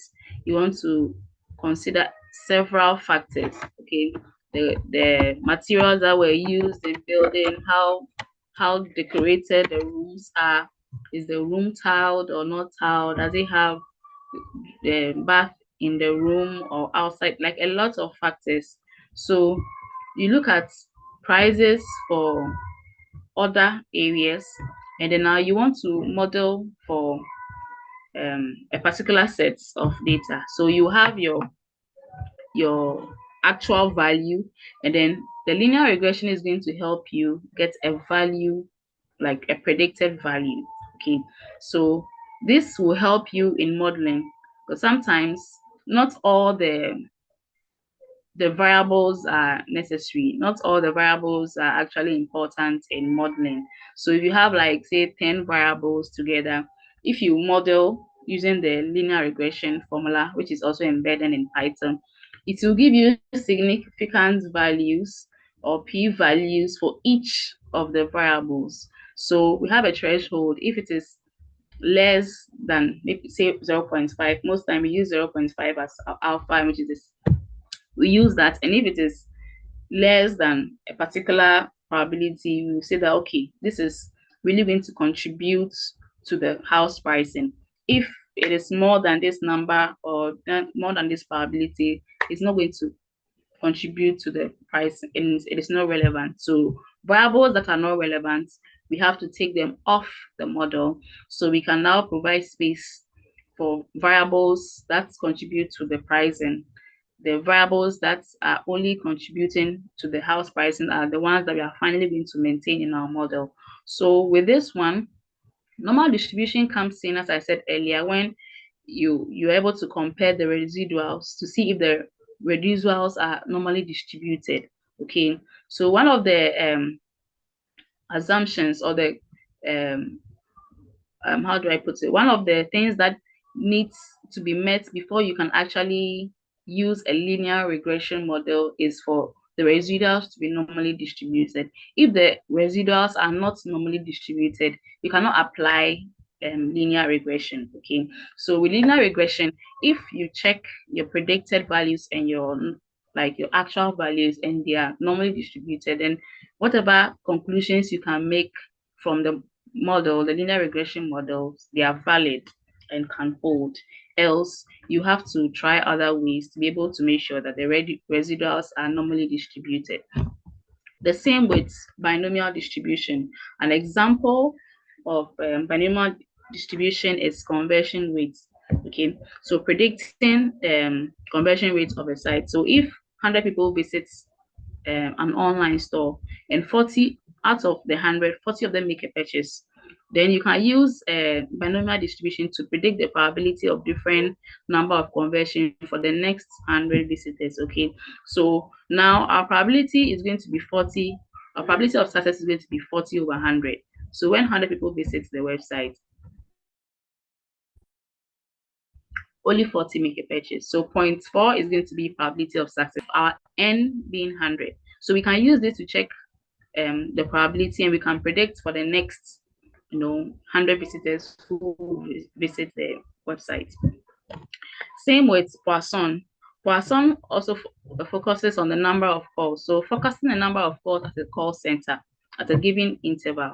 So if an average of 3 calls comes in per hour, you can use Poisson distribution to predict probability of receiving, say, 15 in the next hour using the formula. So an average of 3 calls shows that our mean is 3, and our parameter lambda, if I might choose for my parameter, will be 3. Okay, and then I'll use that, I'll slot that into the formula, and then I can use 15 as our x to find the probability of the probability that we could receive 15 calls in the next hour. So this also helps with predicting number of calls at call centers. Geometric, we also have modeling the number of trials before a user clicks on an advertisement for the 3rd time. So if I'm on Instagram, and then we have paid advertisements. So most of the time you might not want to open any advertisement. You see any advertisement, you just scroll. Then until you come to a particular advertisement and you are interested in what they do, and then you stop to read what it's all about, and then you perhaps click on it. Then this follows a geometric, because most of the time I don't open advertisements unless it's like very, very important to me. So the model or the AI is able to know that, okay, these are the particular things you are interested in. So things that you don't click on, it will not show those feedback to you again. It will only show you advertisements on things that you are interested in, because the number of times like you've bypassed a lot of advertisements to click that particular one, that should tell me that you are interested in it. So it's going to only show advertisements that are similar to that particular one you clicked on. Multinomial distribution, also using NLPs, predicting the next word in sentence. So now if you are typing in email and you start with I am, it's going to predict some number of words to use. Maybe I'm fine, I'm going to the hospital. I'm traveling. So when you start with I am, it predicts some number of words, and this one is multinomial distribution. So this is like an advanced level of binomial. Binomial means like you have only two outcomes, but multinomial means like several outcomes. So maybe if I'm typing I am, maybe I have I am hungry. So hungry. I'm traveling. I'm working. I'm eating. So all these possible outcomes are different outcomes. Okay, and the idea and the distribution behind it is binomial distribution. That is how come you're able to start typing and we could predict the next word that you'll be interested in typing or you are coming to type. And finally, with these three examples, we have the chi-square distribution. I didn't talk about this, but this is also a type of distribution, and this is used in feature selection. So determine the number of occurrence of certain features is independent of class label. So if I want to do classification projects or modeling, like identifying whether an email is spam or not, and also finding out if there are certain words contained in this email. So let's say a word containing like um, lottery or win or congratulations. So you want to compare the number of congratulations or win you see in the ones that are actually not spam and the ones that are spam, okay, and see if they are independent of each other or not. So in this case, you use chi-square to be able to test whether they are the spam, the win, whether it's spam or not, and then win or congratulations or not congratulations is either independent or not, and it can help you with your modeling. And with uniform distribution, we use that for normally splitting into training and test sets because that one is random. When you give it the data, automatically, if you give it the percentage, maybe 70% or 80%, however you want it, it will randomly distribute and split it into two. So the logic behind it is uniform distribution. Okay. And then finally, exponential distribution. You can use this to predict lifetime of machine parts. So a machine part will continue to work car parts until one day you spark the car and it's not working. So now use this distribution to be able to find the average lifetime of the part in 2 years. And this is used in a lot of organizations. When you buy a car, okay, this is the lifespan, this is the average number of time you can years you can use it. They use exponential distribution to be able to predict it. So you know that okay, this car can last for 5 years, this car can last for 2 years, this car did not have a long lasting. So this exponential distribution is the idea behind all this that we do. So this is what I have for you today, and I believe you've understood everything I've said. Now time is fast spent, but before that, I have a final quiz. It shouldn't take you long, so I'm going to drop the link.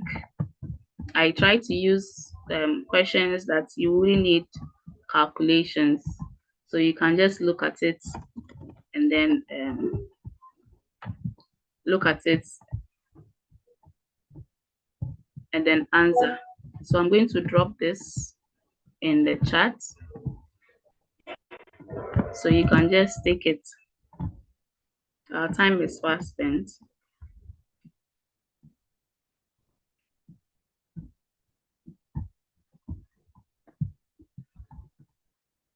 So I've dropped the link so you can take the questions and I'll monitor the responses from here.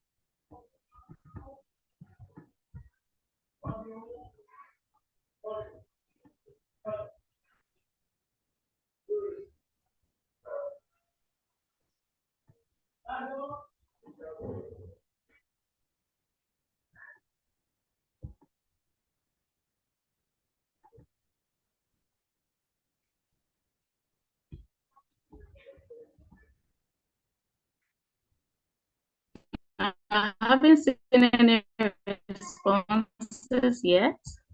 I think our time is up. Quickly wrap up, submit it. I'll get the feedback here. And then I'll kindly hand over to our organizers.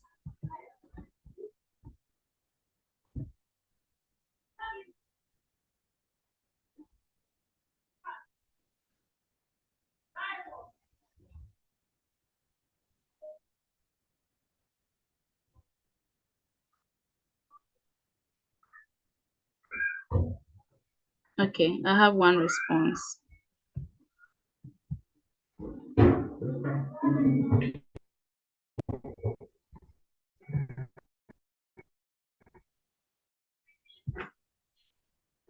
So let's be wrapping up on our responses.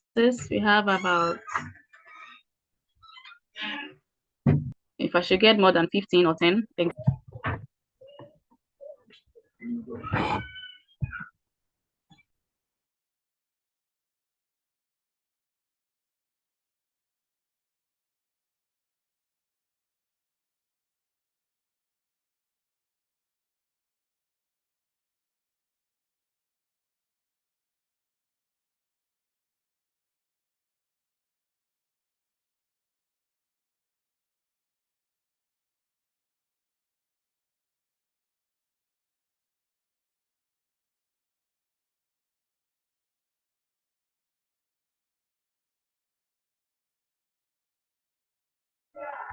Let's keep the responses coming. If I should get 15, I'll be fine. The questions are not difficult. I've explained most of them. Even some of them I've already said it several times. You don't need any calculator. You can just use your eye to just look at it and then answer.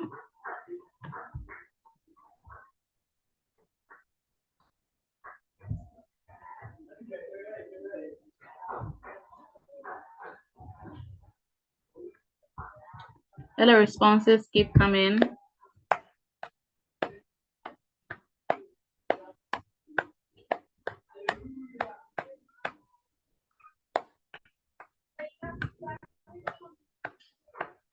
Let the responses keep coming.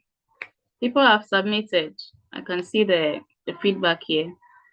So when it's exactly 11:05, I'm behind time.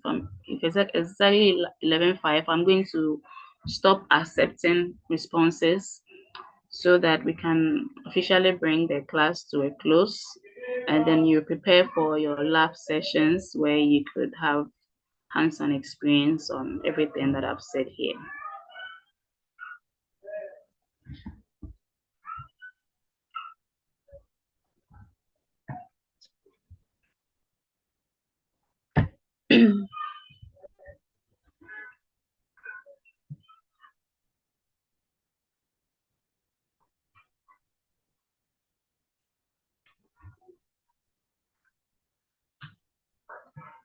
Hi, Emefa.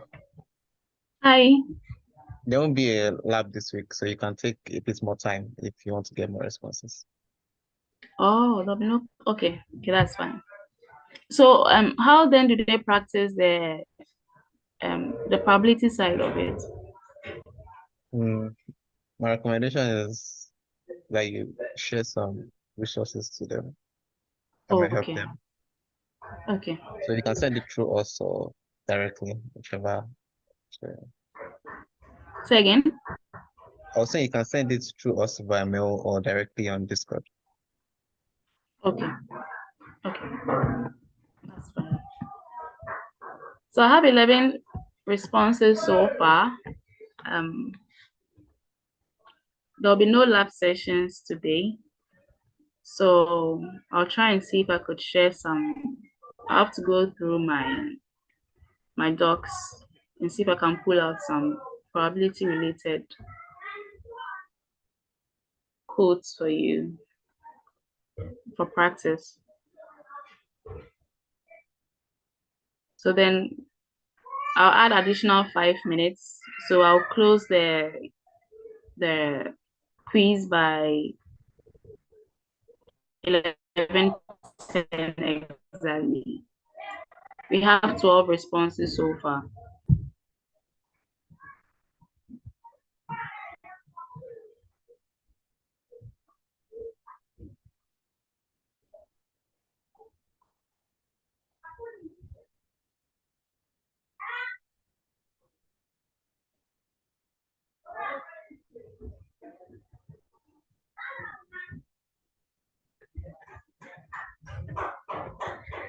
Fourteen responses. We have about 15 more to go in less than 4 minutes.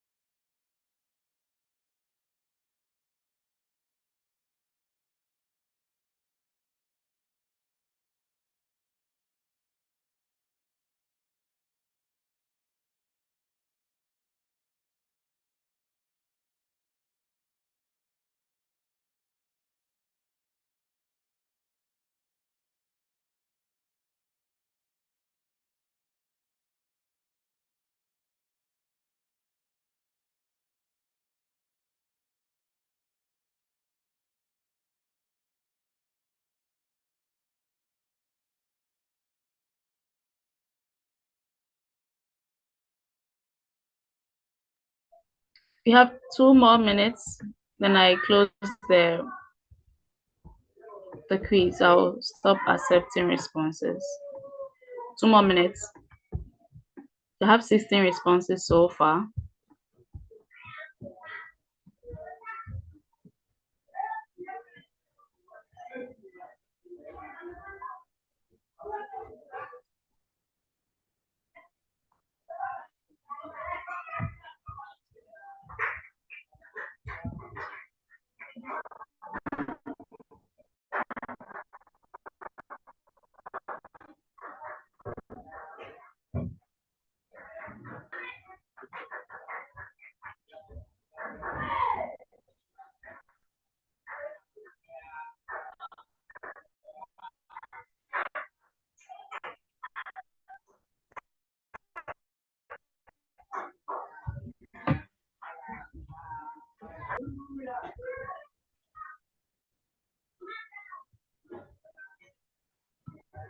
Okay, I'll be closing the responses and I'll stop accepting in a minute to go.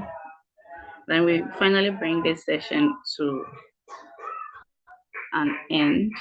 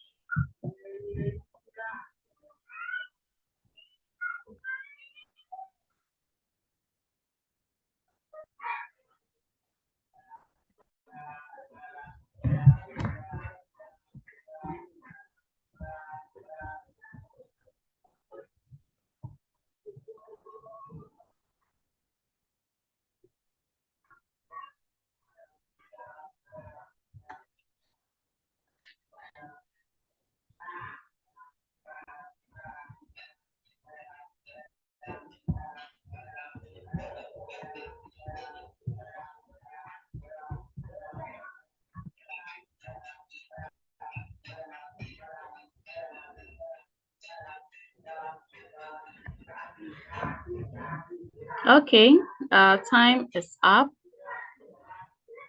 So I'm going to close I'm going to stop accepting responses, and then we'll briefly discuss the questions.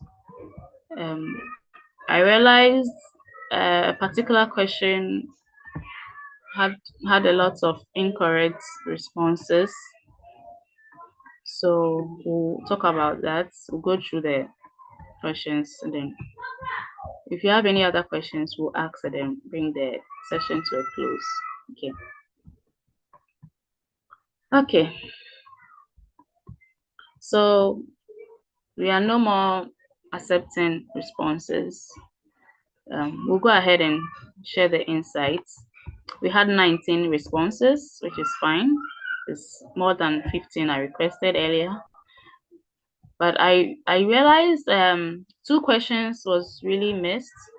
That's which probability distribution is this? The number of people in the community who survive to age. We had only 5 people getting that correct.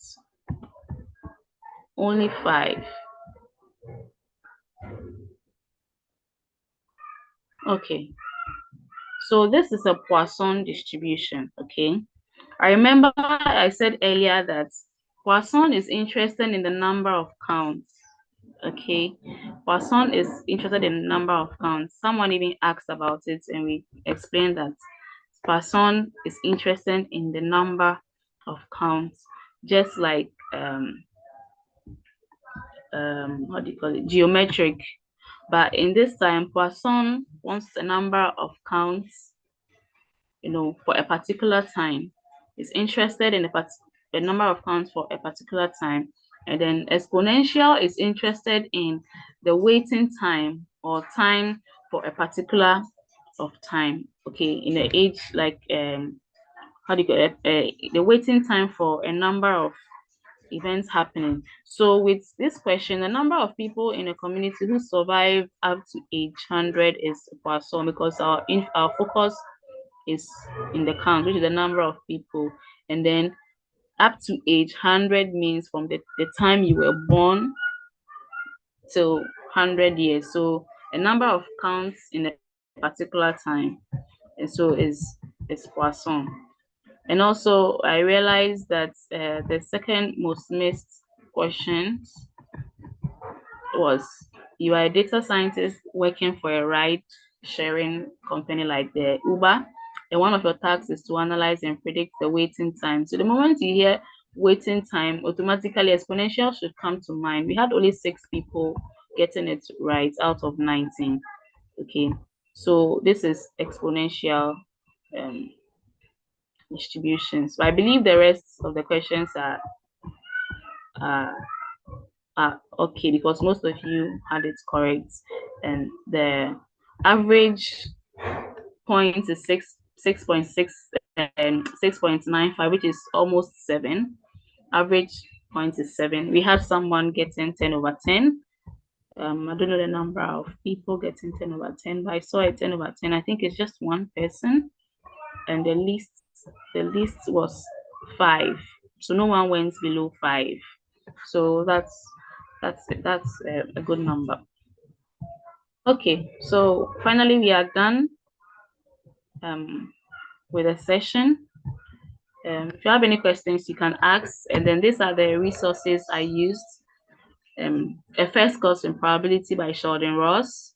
And then this is a link to a website. And the final one is a YouTube channel, has a playlist of probability stuff. So your free time, you can also go there and then go and learn more. So thank you so much. If you have any questions, you can unmute and ask them.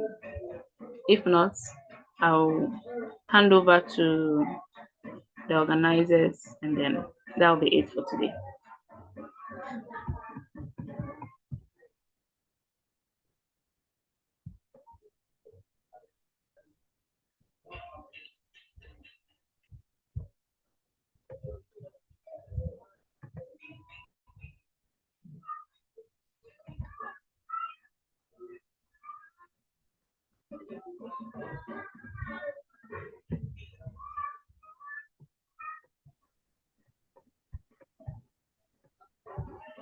Okay, so if there are no questions, I'll hand over to the organizers. Thank you so much for having me. It was a great time Thank you learning very and much, discussing. Emefa. Thank you too. I'm sure it was interesting for our scholars to learn about probability. And I think the class was a nice one, so they must have learned a lot. Probability is very important. So even in like your daily life, you use it. You might not know, but you use it. And it's always better when you are using a concept that you are aware of, because then you can maximize it. So machine learning aside, you'll definitely find that understanding probability and how it relates to you every day is very, very useful. So yeah, thank you very much, Emefa, for that great session, and thanks to everyone that also attended and participated. As we've already said, there will be no lab today, but you can take a look at the resources at the end of Emefa's slide. I'll drop the slide on Discord if it's not already there. And if you navigate to the cohorts resources on GitHub, you would also see a notes link by the side of today's class in the list of classes. And you can also check that out. That's also a good resource to explore some of the programmatic aspects of probability. So it'd be great for you guys to check out that notes. I think that's a data science course. So just check it out. You can also check out the slides for that particular course and then learn from it. So just navigate to the GitHub and scroll down and you'll see that. So yeah, thanks guys. I think we're good to go. We can bring the class to a close since there are no questions. Okay. So have a good weekend, and hope you guys try to experiment with probability both via code and then in your daily life. And adios.